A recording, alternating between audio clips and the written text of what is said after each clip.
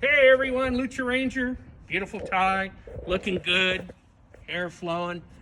What we're going to talk about today, real estate or stocks, which is better? Well, in a lot of ways, one is better than the other because it's cheaper to do stocks at the beginning than it is real estate. If you're smart with your investments on stocks, you can build that portfolio to where you can buy real estate. So what's the difference between a stock and real estate? Well, a stock is usually something you buy online. It's basically a piece of paper saying that you own 10 shares of a company, okay? In some sense, in the old days, they used to actually send you a piece of paper. It was a stock that said, I own 10 shares of AT&T or whatever. But now it's just through the air. It's electrical. So you don't really see it. Real estate, however, you buy that house. Well, that physical house, you're touching it. It's yours. You can see it. It's there. It's there. So it's not something out in magical land somewhere. So it's the best way is to use one to make the other.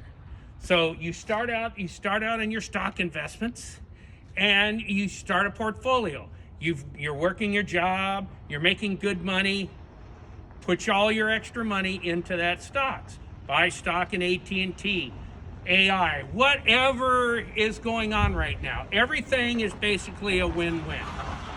So, as you build that portfolio, start looking and start learning about real estate, how to buy, how to sell. Now, stocks are very easy to sell. You basically, when you're ready to sell your stock, it goes on an open exchange. A broker sees it. Well, he has somebody that wants to buy that stock. So it may be $5 more than what you paid for it, but they're willing to pay for it, and you get the profit of the sale. Real estate, on the other hand, depends on the market. Is it a buyer's market, seller's market? Are people buying homes? We just don't know. So it's quicker to sell stocks than it is real estate, although it's more lucrative to sell real estate than stocks. So there's the rub between the two. So we build our portfolio 5 to 10 years with the stocks. And hopefully your stock, increases 110, 120%. Then now you can take that money, that stock, and you can sell that stock and take the cash and put it down on a real estate home. So basically, you put $10,000 down on a $200,000 home. Chances are your mortgage payments will be around maybe a little over $600. So that ain't too bad, but in today's time, $600 a month is nothing anymore. I mean, it's like, whatever. People are paying $2,500 a month for mortgages and stuff. It just depends on the value of the house.